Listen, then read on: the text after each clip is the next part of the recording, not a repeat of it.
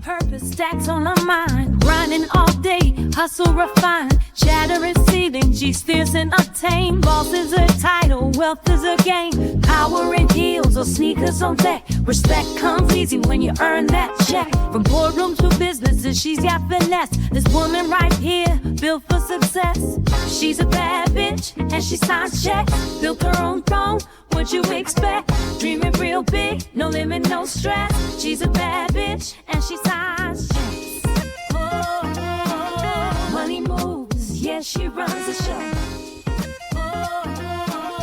Hired in Queens, now let her know. She flips the narrative, takes what's hers, invests in herself. Legacy secured, education, innovation. She's a whole damn vibe, turning visions to millions.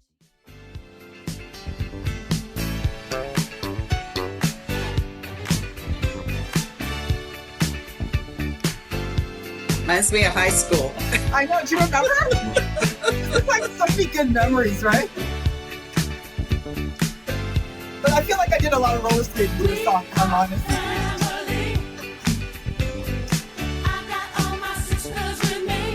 This is the one universal move I remember of the song.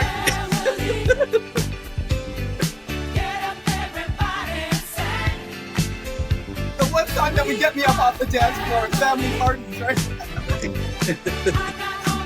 Hello, Top-Knot community. Do this. Welcome to the Hiring Women podcast. You got rhythm. Everyone can see we're together as we walk on by. I hope you're jamming with me, Top-Knot community. I want to know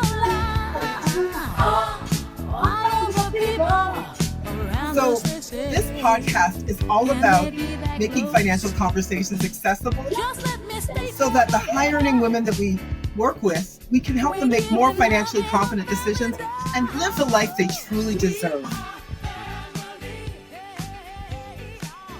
So I hope you are enjoying this, because it's actually one of those songs that I always remember listening to as a child, and as I mentioned to these lovely ladies, getting up on the dance floor for. It's like that song, you're like, okay, maybe I won't sit this one out. It's We Are Family. So anyway, our mission for this podcast is simple, and it's really about giving hiring women the tools and the inspiration to take control of their finances. And I'm your host, Jackie Porter. I'm the one here jamming with you, and I am so excited to dive into today's episode.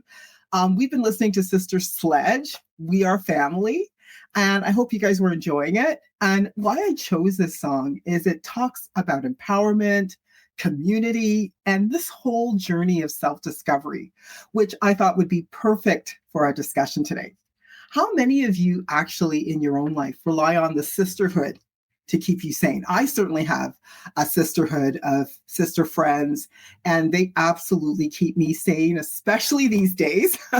Well, stay tuned to this episode of the podcast, because today we're going to be talking all about finding your vibe and your tribe, which is what we've been doing here. And it's something every high-achieving woman really needs to do to thrive, both personally and professionally. I think it's really important, even though I'm a financial planner, to say success isn't just about the numbers. It's also about aligning the right people and environments so that it helps us to bring out our best selves. So joining me today, two amazing experts in career growth and community building. And one is Kim Chernecki and Geraldine Oshab. I hope I said your last name right, Geraldine. Thank you. They're actually the CEOs and founder of Vibe. And we're going to talk about what Vibe is in a moment, but both women in their respective careers have actually helped countless hiring women build powerful networks, elevate their careers, and of course, find balance through meaningful connections. Geraldine and Kim, welcome to the show. Thank you for vibing with me. Thanks, Jackie, for having us. Glad to be here and vibing with you. Oh, thank you. Thank you. Well, let's start with why having the right community is actually essential for career and for personal success. Why do you think hiring women need to be intentional about their network? Well, Jackie, you had mentioned sisterhood, and I love that. I had actually thought about the importance of network and communities and what that has played for women across centuries, right? As a backbone of our society and through all our different roles of family, caregiver, and especially in business and entrepreneurship, the people you surround yourself with really not only influence your mindset, they also influence your well-being. And, the old saying of, show me the 5 or 6 people you surround yourself with. And that is absolutely critical, even more for high achieving women, because I think as high achieving women, we have unique challenges. We put a lot of pressure on ourselves. We really do try to fulfill all our roles to the best of our ability. And having a strong, like-minded community that doesn't only just provide support for all those roles that we are, as I was saying, but enhancing our connection really brings professional and personal fulfillment.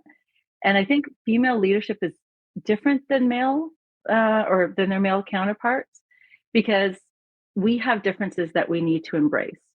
We no longer are, some of my generation, we tended to want to be a little bit more like males. And I think now it's really nice to see us embracing our differences. And I think there's really 3. We have a difference in leadership styles and stereotypes, because as women, we really do measure higher on all the emotional intelligence scores and communication styles. We statistically understand and discuss feelings a lot more. And men tend to excel at controlling their emotions. And we are more likely to feel comfortable demonstrating our emotions, but we need to feel a little more assertiveness. The next thing I think is access to capital and resources for leadership. Like, there's been lots of amazing strides and funds and groups and support for female business owners accessing capital, but we still have a long way to go. Those specialized funds are still a really small percentage of all money that is out there. And we continue to need to work on our representation and our visibility. And then the third reason why we're here, networking and membership. Males have done that for eons, just naturally. And I think we need more targeted opportunities so that we get women out and be able to access the influential networks that are out there, and really something that's designed for women and the challenges that we face. So I love that, because I'm hearing there's a few things that really enhances your network. My mother used to always say, show me your friends, show me who you are, right? Yeah. And exactly. you're saying finally we're at a stage where we are embracing our differences, the fact that we're more emotional, the fact that we have unique challenges around even getting access to capital, and then making sure we're in the right rooms, networking with the right people. But tell me something, how do you identify if you're in the wrong network? So it's great when you understand that you're in the right one, the right network, but how does somebody identify if they're in the wrong network? Yeah, that's a great question. I mean, we know that you're in the right community if you feel energized and inspired and support it, but you're in the wrong one. And I think one really good indication is, are you afraid to speak up? Are you afraid to have a voice? How do you feel? Do you feel comfortable disagreeing, asking questions? Bringing that diversity of thought is absolutely key. And that's what makes women leaders amazing, because that diversity in the way that we think. Do your interactions make you feel drained, right? Like, do you come away from the meeting or the group and you kind of just go, whoa, I'm exhausted. And so I think the right tribe, Vibe CEO, finding your right tribe, it's really finding one that helps you grow. It pushes you, it feels safe. You're able to be honest and you feel collaborative, but you also have what you need now and what you will need tomorrow. And it's something that is holding space to meet you where you're at. I love that. I love that it's like this gut check. I'm in the wrong place. I feel like, oh, I can't wait to leave. I'm in this room and I'm like, oh, I cannot wait to leave. So let's talk again about how women can find and cultivate this ideal network. So now I know when I'm in the wrong place. How do women find and cultivate their ideal network? What are some steps you would actually suggest to help a woman find the right tribe? Well, I'll take that one Okay. and build on what Geraldine shared. So I think first is what's top of mind for you that you want support around. I mean, is it career growth? Is it growing and starting a business, or starting and growing a business? Is it to do that career path to the CEO seat, which is what we're all about, elevating women to positions of power, right? And or is it personal spiritual growth, right? So when you have clarity around what your goal and your needs are, it's amazing what can show up. That amazing saying, when the student is ready, the teacher will come. I'd love to share a little story. I remember a few years ago, I had a previous business, Freedom Street, which is when I first met you, Jackie. Yes. And I remember my goal at the time was, okay, I've gotten so far. Now I want to really grow and scale my business. And I remember thinking, you know what? I want to coach. I want a community. And I'm pretty spiritual myself. So I thought, you know what? I'm going to wait for the right one to show up. Then our mutual friend, Tracy Bissett, I remember she said to me, Kim, do you want to go to this event with me? And at the time it was, Eleanor Beaton. And I was like, and I just knew right then she was the one for that point in time. That was quite a few years ago. And I think you and I were in that, together. So, yeah. And so it's like, I was clear and I was waiting and it showed up. So all that to say, you want to know what your goals, what your needs are. What are you looking for in terms of community? Is it professional growth? Is it personal? Is it both? Right. I think another thing is ensuring that your tribe is diverse. So if, again, let's go back to business. If your goals are business or career related, you want to make sure that you include mentors. So people who have walked in your shoes, right? And can guide you, right? You also want to have peers, right? So you can feel comfortable exchanging ideas. And you also want peers that are ahead of you in their progress so they can challenge your perspective. You also want diversity of experience, thought, to build on what Geraldine said earlier, but also different industries, because that's what drives innovation, right? Is you have a number of different perspectives, and you don't always know what you don't know, right? And you don't know that you don't know what you don't know. So having those different, right? Like having different people who can challenge you, who can support you, who can guide you, I think is really, really important. And I think the other piece is, and what I think is most important, are seeking out communities that are aligned with your values and goals. So there's lots of things you can choose from, like different groups, like there are communities, there's peer groups, there's mastermind groups, there's associations. But in terms of goals and values, and, I'm going to talk about Vibe CEO because that's what Geraldine and I are building together.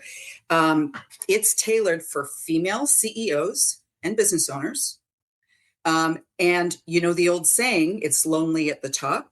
So we've created Vibe to bring together those who make and have to make those big decisions for small to mid-sized businesses, and also to be able to elevate and sustain women to positions of power.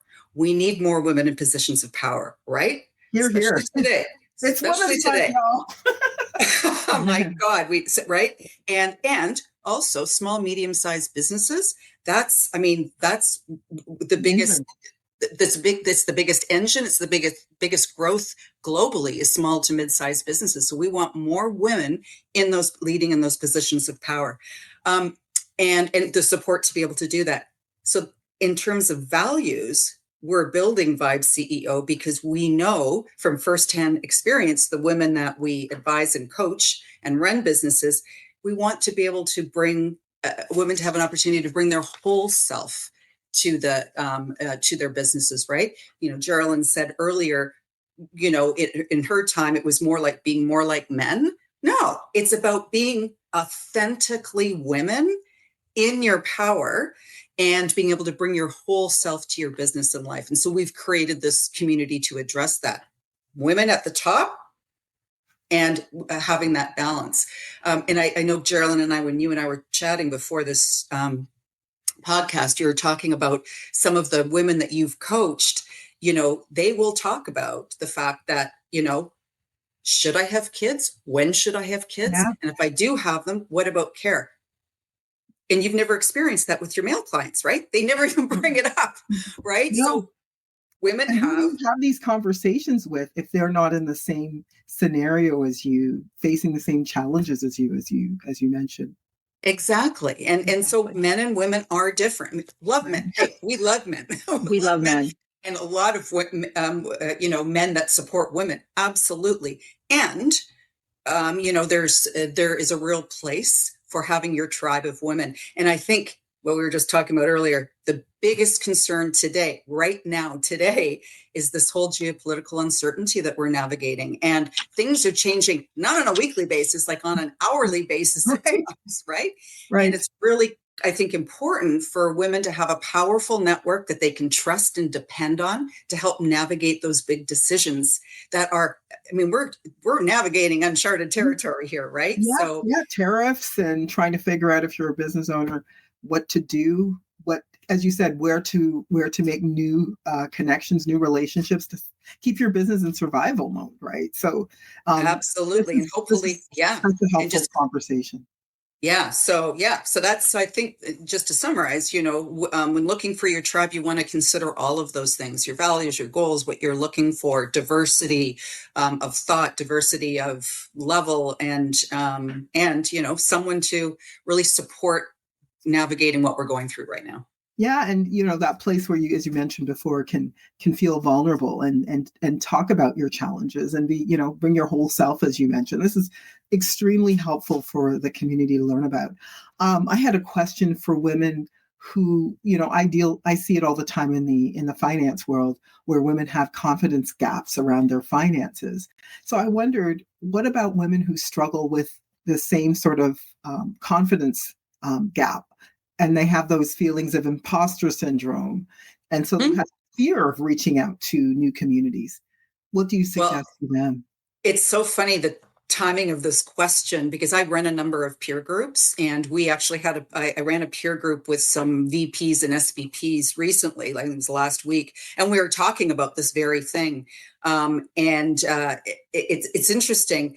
Oh, and one other thing, I was actually talking to a global Fortune 10 woman who's like a board director at some of the biggest organizations in the world. She has imposter syndrome. I'm like, what? Yeah. What? Like, how can you have imposter? And she was so disarming. You just felt like so relatable, like with her. I mean, she just goes, "Oh yeah, I get so nervous presenting." I'm like, really? but so just going back to this peer group that I was running last week, they were talking about, for example, events. Like that can be really terrifying, or test your confidence going to events, whether you're with people or with on your own. And they express things. And these are people who are SVPs, VPs in like some big like banks and big organizations. And they were like, they had the fear of being a wallflower, or not feeling comfortable showing up by themselves, feeling inauthentic. What if, no one talks to me? And some of the things that came out of that conversation was, dress well. If you're going to go to an event, dress well so you can feel confident. Show up your best self physically, right? Like do it up. Walking up to someone who kind of looks open and welcoming, and going up and just leaning right in. Hi, Jackie, really nice to meet you. I'm Kim Chernecki. And, just really like doing that. I feel like that's how we met, Kim. I think so. And people love to be approached that way, right? So and so you're kind of putting yourself out there. But, another thing, and I love to do this, and I know Geraldine and I like to do this together, is attend an event with a buddy. So you can introduce, this is Geraldine. Oh, this is good. You know what I mean? So you cheat a little bit, but why not, right? And I think the most important thing for people who might feel that confidence or whatever is be curious, ask questions, ask thoughtful questions, versus going, oh, what do you do? Oh, and then you're asking for a title and a card, and then you're trying to do your elevator pitch. Forget that. Just ask questions of people, right? And it's funny. One of my favorite questions I like to share, and you don't have to ask it this way because it's my way, but whatever works for you is asking someone, so, what does success look like for you over the next year? And people are like, oh, that's a great question. So it's just great, like ask questions rather than trying to do like a pitch. No one wants to hear a pitch. Yeah, it's like a They pitch. just want authentic connection, right? And Well, this is it. I was going to say it's like a pitch, and then a business card comes out, right? You're like, ooh, just like and boring, right? yeah, so yeah. so I think building confidence, it's like a muscle that you work, and it gets stronger with practice. But yeah, some of those tips: show up well, be curious. That's half the Be authentic. Be and showing up. Yeah, and showing up, be there, because they say, showing up is 80% of success is showing up. So totally, totally. One of my favorite questions to ask in scenarios like, what are you excited about these days? Like, right. Because I get excited easily. So it's like, I want to hear about it. So anyway, it's all about being, as you said, being authentic and showing up and doing it regularly to help build. Love that. Now, we were talking a bit before about bringing your whole self, that CEO who wasn't sure when she should have a baby. And it's all of these questions that the pressures are even more pronounced if you're a high earning woman and you've got so much more at stake if you do take time off or whatever it is you're trying to juggle. So let's talk about balance. How do women in these scenarios juggle demanding careers and personal lives? And how do they do all of this without getting burned out? Because it's kind of easy, right?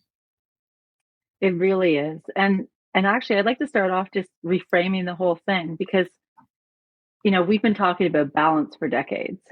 And I'm not sure balance is achievable because it's not the same definition for each and every person.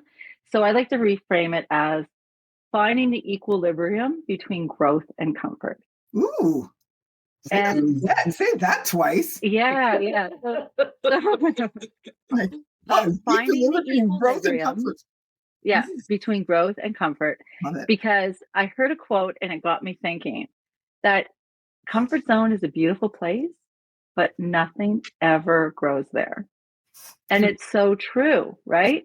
So really, when we're looking for balance, we're not looking to stop growth in any particular area of ourselves or of our life.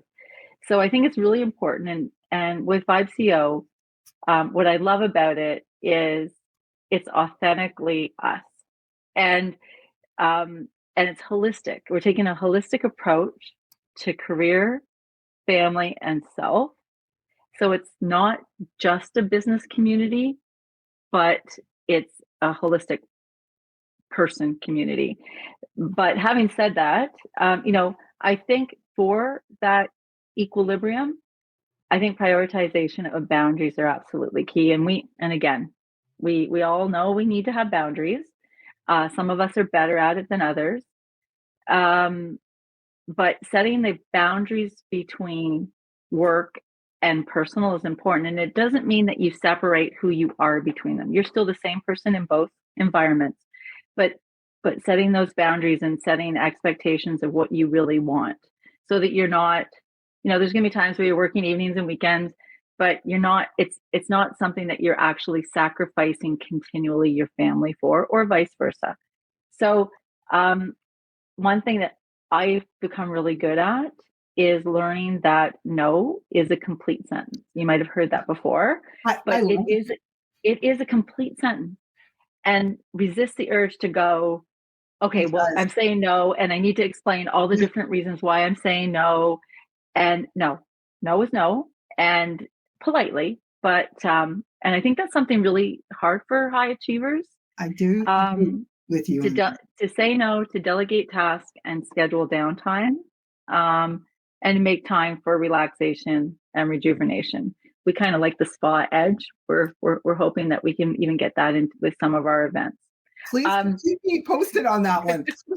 Yes.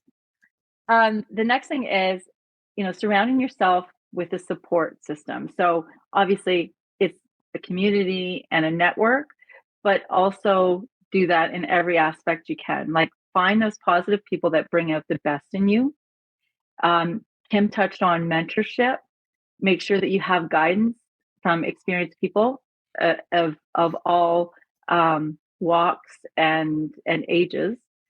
join a community and connect with other like-minded career individuals.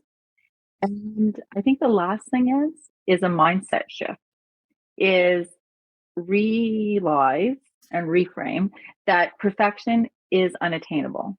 Some perfectionists realize they're perfectionists and some do not. Everybody wants to do their best, of course. Make sure that you're progressing over perfection. So like sometimes good enough is good enough. And that is the way it is. And I think the last aspect of that is make sure you celebrate successes, and celebrate your achievements, no matter how small. I think we tend to be really hard on ourselves, and it's really just nice to have somebody to say, hey, this is a win today. Because if you get a PO or a new partner or something, when you're working virtual, it's hard to do the happy dance by yourself, right? So make sure that you always have somebody that you can celebrate with. Yeah, having that cheerleader, because sometimes you actually forget how, like, I want to say effing, but I won't say it, like, amazing you are, right? Like, Yes. and I feel like I saw often, and of course, I never remember how amazing I am, but I always remember how amazing my sister friends are, right? So I'm like, you just did that? Oh my God, that's crazy. Like, that's amazing. Like, do you realize how amazing? And like, it's almost like you do forget. And it's Right. having those cheerleaders around you just kind of, helps you to really take that time to enjoy and celebrate. Because I don't know if you always do as a hiring woman. I feel like you move on to the next thing, or you're tempted to do that, which is also a way to burn out. Absolutely. Wow. Like that's really, really valuable information. And I think that's where, those supportive people in your community help you to not get overwhelmed. And it's really about, what can I get out of these relationships, so that you start with that in mind, so you don't end up, feeling like you have to spread yourself too thin to go to every event and do everything, which I think is another way where sometimes you can like feel burned out because you're trying to have too many things, too much stuff happening. It sounds like it's a lot more about having those quality connections. So yeah, find your cheerleaders, ladies, and make sure you're not overdoing it. Just, it's really about that intentionality, it sounds like. So now let's talk about some actionable steps that you think hiring women can take. And for those for the women that we have listening right now, what do you think are 3 actionable steps they can take right now to start optimizing their careers and their personal lives through, finding those right connections that you guys are talking about? Absolutely. So I would say, well, I've got 4, actually. Okay, 4. of course you do. So first of all, You're a shooter too. is audit your current network. Like, evaluate your, even look at your LinkedIn, make a list, and evaluate your existing relationships, identify any gaps. And really important is determine who you'd like to deepen relationships with and figure out a way to do that. And a good way to do that is to determine the with them, what's in it for them, like what does success look like for them, and how can you help them achieve it. So in other words, audit your network and get very strategic around it. I would say a really good next step is just to attend one new event or join a community. Step outside your comfort zone, be in that thing that between comfort and whatever it is. Balance. I forget what she called it, the balance between in your comfort zone and growing. And growth, yes. Yeah. Growth and comfort. Yeah, get outside that, and engage with like-minded women. I would say men too, but women.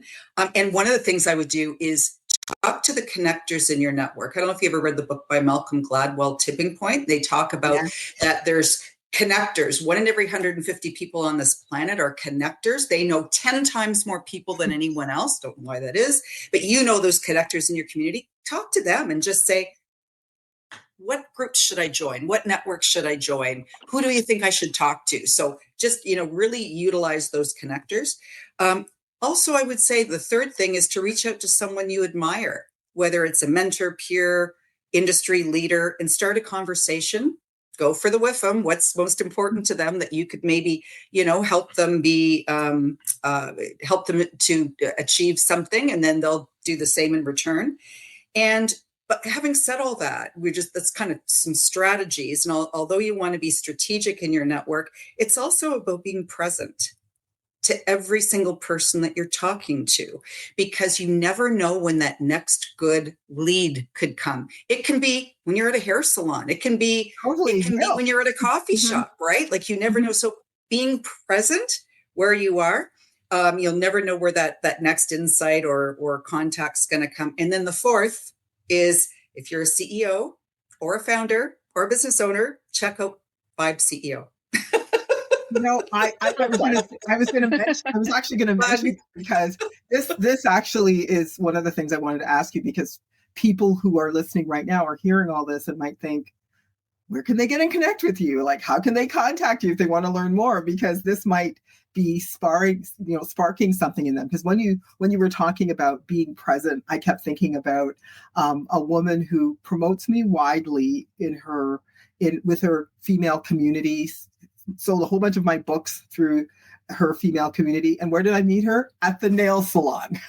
Really? Oh my God. I had hours to wait for my hands to dry. Here, I'll promote your book. And we were just chatting about everything, right? Because that's what you do in a hair salon or absolutely. Nail salon. And we had this amazing connection. And then her husband, who's a famous photographer, took all pictures of all these amazing celebrities, did all these pictures of me for nothing. And seriously, and I met them in a nail salon because I was present. So yeah, honestly, these tips are fire. Like, people really need to understand that you really want to show up authentically, be yourself. So Kim, if people are like listening to us talk about, my nail salon visit and being authentic, and they don't necessarily know where to start, how do they get a hold of you and Geraldine? Well, you could, I guess the easiest thing is to check out our website at www.vibe-ceo.com. Amazing. That's the easiest way. We'll put it in the show notes as well. Confidant Community, perfect. This was such an insightful and amazing conversation for bringing back so many awesome memories. It was fun. It was fun. Awesome. And thank you again, all of our listeners. Remember, finding the right people that uplift you, support you, is just actually as important as achieving financial success. Your circle matters. I think it says your net worth is your net worth. And so the right people will actually uplift you. They'll encourage your growth. They'll support your healing. They'll bring out the best in you. What I love most is you can be yourself without judgment. Your conversations will often leave you inspired, that cheerleader vibe. And it feels really safe, not like a competition. And it, more than anything, will align with the life that you're trying to build. So those are my takeaways from you two lovely ladies. Thank you so much.